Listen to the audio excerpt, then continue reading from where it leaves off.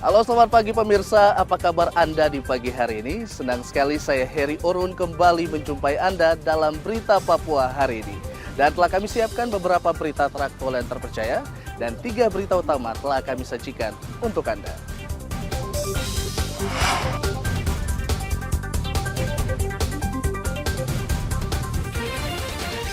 Sejumlah warga Merauke kecewa. Nama mereka tidak masuk dalam daftar penerima bantuan Kemensos. Pasokan dari petani minim, cabai dan tomat di Merauke mahal. Kapolda Papua pastikan perayaan ibadah Natal di 29 kabupaten berlangsung aman dan lancar.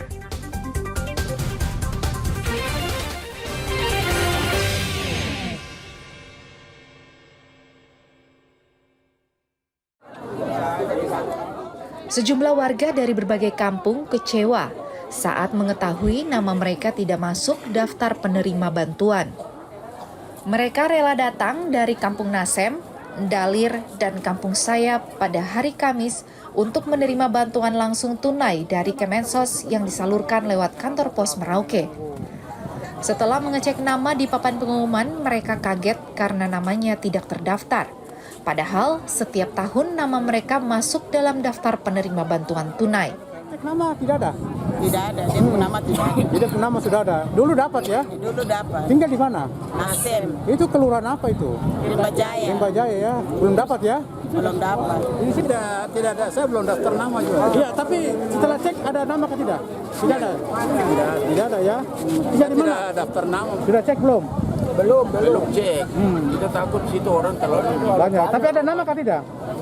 ada nama. Ada nama ya, tapi belum lihat ya. Oke. Kementerian Sosial membagikan bantuan langsung tunai kepada ribuan warga di Merauke.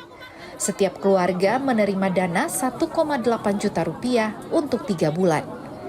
Muhammad Ridwan melaporkan dari Merauke, Papua Selatan.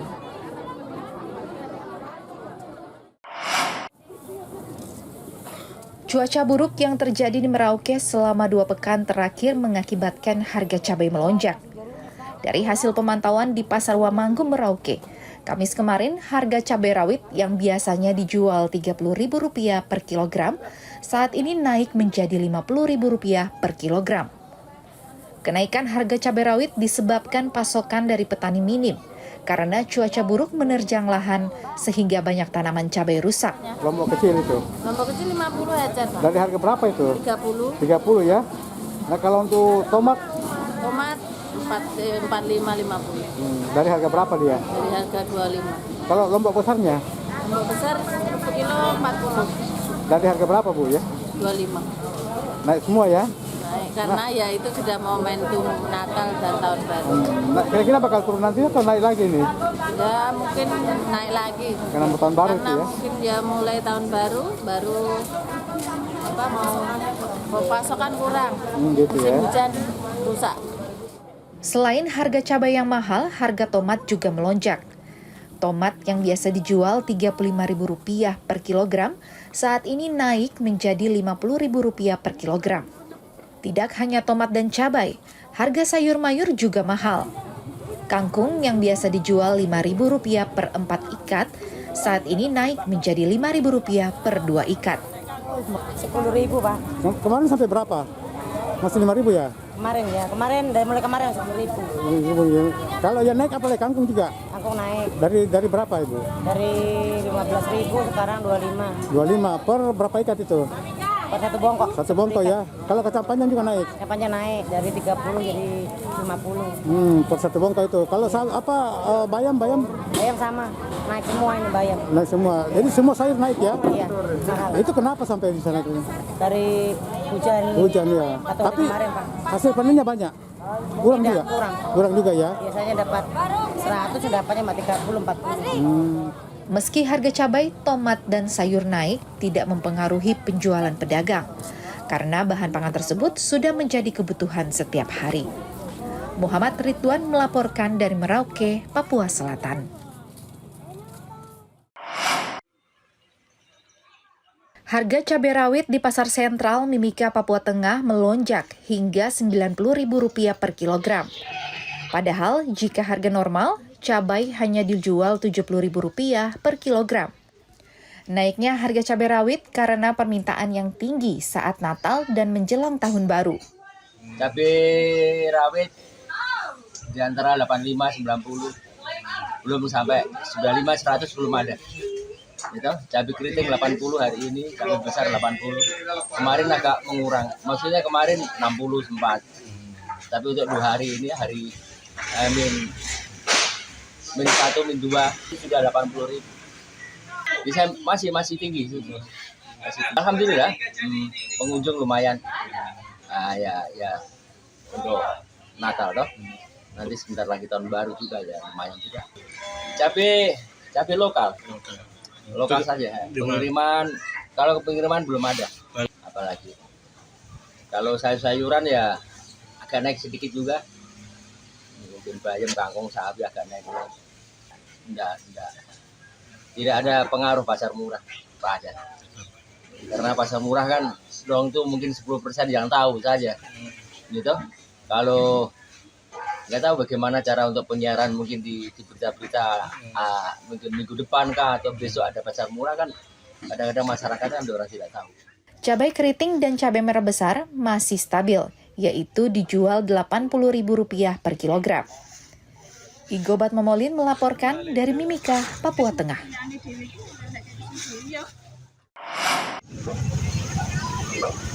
Harga daging sapi dan ayam potong di Pasar Sentral Mimika, Papua Tengah masih stabil. Saat ini, harga daging sapi impor berkisar Rp135.000 per kilogram. Sedangkan untuk harga ayam potong, Rp40.000 per kilogram. Namun untuk daging sapi lokal harganya naik menjadi Rp180.000 per kilogram. Padahal harga normalnya hanya Rp120.000 per kilogram. Harga di toko sini alhamdulillah masih yang di GT normal, ada kenaikan harga. Kalau harga daging sapi harganya Rp135. Terus kalau untuk ayam harganya Rp40.000 per kilo. Dagingnya dari Surabaya. Untuk Desember tidak ada kenaikan harga masih normal. Alhamdulillah untuk omset bulan Desember ada kenaikan. Lokal harganya Rp180. Pedagang memprediksi harga ayam dan sapi akan naik mendekati Tahun Baru karena permintaan yang tinggi dari konsumen. Igobat Momolin melaporkan dari Mimika, Papua Tengah.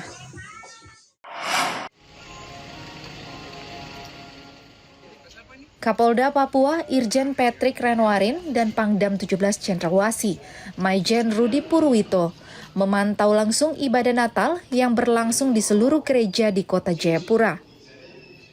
Perayaan Natal di seluruh gereja yang ada di Papua dipastikan berjalan lancar dan aman. Kapolda Papua mengajak masyarakat Papua untuk terus menjaga situasi Kamtipmas selama libur Natal dan Tahun Baru. Situasi secara umum di Provinsi Papua, Papua Tengah, Papua Pegunungan, dan juga Papua Selatan aman sampai dengan malam hari ini. Nah, kita berharap, kami TNI Polri sangat berharap partisipasi dari seluruh masyarakat untuk ikut mendukung kita untuk melakukan pengamanan karena hari raya adalah hari ibadah umat beragama. Jadi kita sama-sama jaga supaya Papua tetap aman, kondusif. Dan juga tahun baru, pergantian tahun adalah milik kita semua. Kita semua mau merayakan boleh, tetapi semuanya juga harus mendukung TNI dan Polri untuk menjaga keamanan dan ketertiban. Mulai dari keluarganya, lingkungan tempat tinggalnya, distrik, sampai dengan kabupaten masing-masing supaya semuanya tetap aman. Meski situasi perayaan ibadah di seluruh gereja aman, polisi tetap bersiaga dengan melakukan patroli di wilayah yang dianggap rawan. Arthur melaporkan dari Jayapura, Papua. Perayaan ibadah malam Natal hingga ibadah Natal pertama dan ibadah Natal hari kedua di Papua berjalan lancar dan aman. Penjabat Gubernur Papua, Ramses Limbong, meminta warga yang ada di 8 kabupaten dan 1 kota terus menjaga kedamaian. Secara umum, untuk suasana dan perayaan Natal cukup aman dan kondusif. Mudah-mudahan ini berlanjut nanti sampai dengan Januari, 1 Januari, sehingga kita bisa menyongsong tahun baru dengan penuh kebahagiaan. Itu mungkin yang kami lihat. Sekali lagi terima kasih ke aparat TNI Polri yang telah menjaga kedamaian, dan itu tentunya ada dari masyarakat juga, karena masyarakat beserta TNI dan aparat keamanan bisa menjaga suasana kondusif sehingga situasi dan suasana Natal di tanah Papua, khususnya di Provinsi Papua, aman dan damai. Penjabat Gubernur Papua juga berharap kedamaian yang sudah tercipta saat ini patut dijaga hingga tahun baru nanti. Warga Papua diimbau saling menjaga toleransi antar umat beragama sehingga tanah Papua aman dan damai. Arthur melaporkan dari Jayapura, Papua.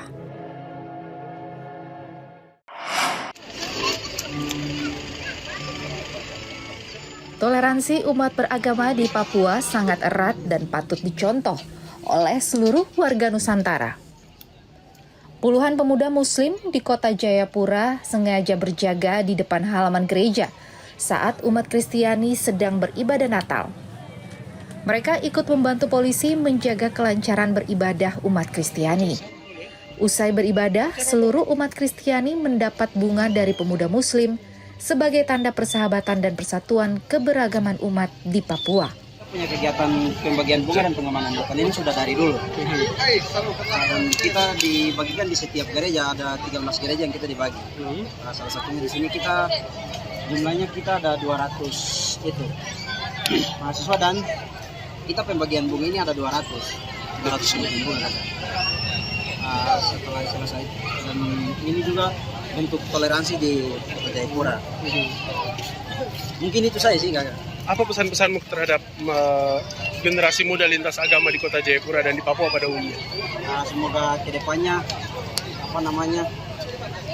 toleransi begini itu harus lebih ditingkatkan juga, Kakak. Demi keamanan dan ketertiban di sini. Mungkin itu. Ada 13 gereja di Kota Jayapura yang dijaga oleh pemuda Muslim sebagai bentuk toleransi umat beragama di Papua. Biasanya saat Idul Fitri, pemuda Kristen bergantian menjaga umat Muslim yang sedang sholat Id. Arthur melaporkan dari Jayapura, Papua.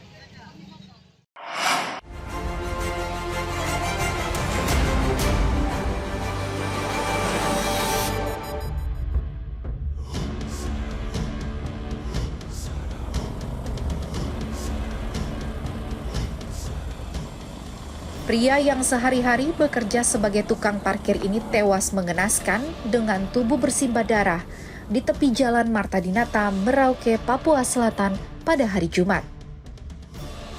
Pria ini diduga tewas dibunuh karena di bagian tubuhnya terdapat luka tikaman senjata tajam. Polisi datang ke lokasi lalu memeriksa kondisi mayat dan mencari barang bukti di lokasi kejadian. Para pelaku tidak mengambil uang korban, yang sebagian masih utuh di saku celana dan sebagian lagi berceceran di lokasi kejadian.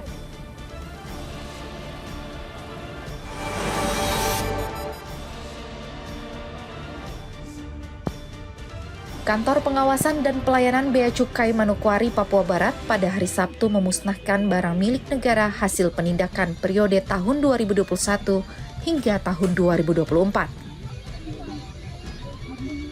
Barang bukti yang dimusnahkan terdiri dari 2.700 botol minuman keras ilegal dan 48.700 batang tembakau ilegal.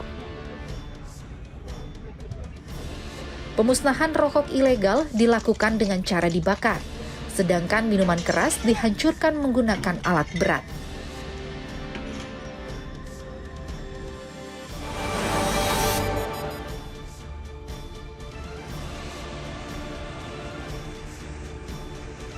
Kasat Reskrim Polres Teluk Bintuni, Ibtu Tommy Marbun hilang setelah terjatuh dan terseret arus sungai saat melakukan operasi penangkapan kelompok kriminal bersenjata di Kampung Bea Lama. Kejadian tersebut terjadi pada 18 Desember 2024 saat tim gabungan TNI Polri melakukan patroli di sekitar Kampung Mea Lama.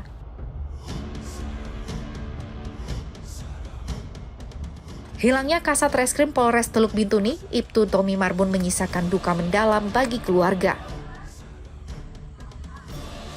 Keluarga meminta perhatian Presiden dan Kapolda Papua Barat untuk terus melakukan pencarian agar korban ditemukan.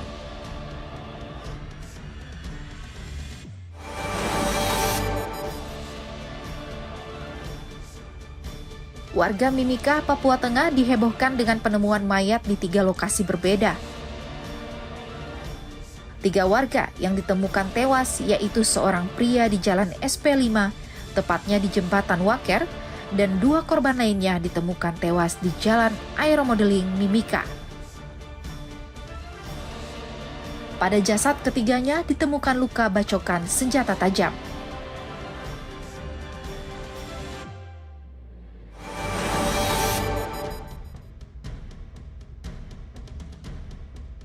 Sebuah gudang sembako dan sebuah rumah di Jalan Bupul, Kabupaten Merauke, Papua Selatan, ludes terbakar. Diduga kebakaran akibat arus pendek listrik di dalam gudang sembako. Tak satu pun barang yang ada di dalam gudang berhasil diselamatkan, termasuk barang yang ada di dalam rumah. 2 mobil pemadam kebakaran yang datang berhasil memadamkan api. Meski tidak ada korban jiwa, namun kerugian mencapai 1 miliar rupiah.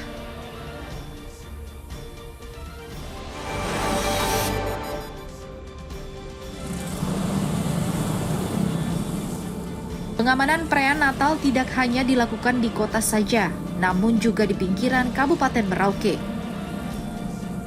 Polisi dan tentara sengaja mendatangi kampung-kampung yang ada di pinggiran kota untuk mengecek langsung suasana Natal. Petugas mengimbau pada warga untuk menjaga keamanan dan ketertiban agar dapat merayakan Natal dengan aman. Ini siapa namanya nih? Siapa? Marlon. Marlon. Macam nama-nama penyanyi kah?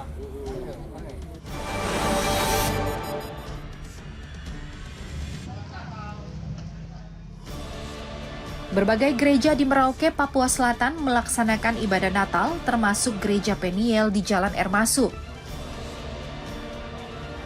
Walaupun Merauke diselimuti mendung tebal dan sesekali turun hujan gerimis, namun tidak menyurutkan semangat jemaat untuk datang beribadah.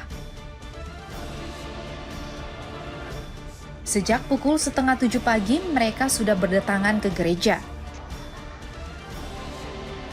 Umat diimbau saling mengasihi dan berbagi karena Tuhan menyalurkan berkat kepada umat manusia untuk dibagikan ke warga yang membutuhkan.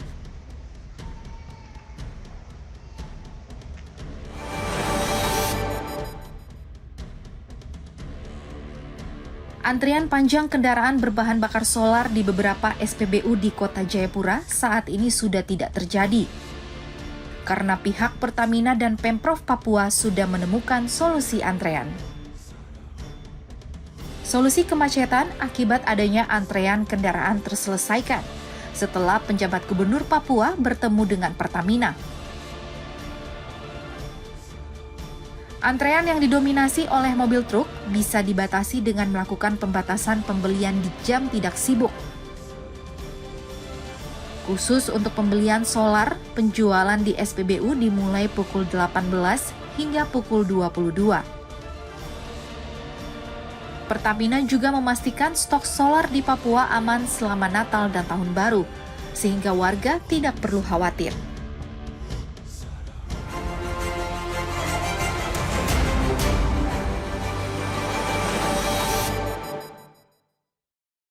Pemirsa, informasi tadi mengakhiri jumpa kita dalam Berita Papua hari ini. Saya Heri Orun, mewakili seluruh kerabat kerja yang bertugas, mengucapkan terima kasih untuk kebersamaan Anda. Selamat pagi, selamat beraktivitas, dan Wanyambe.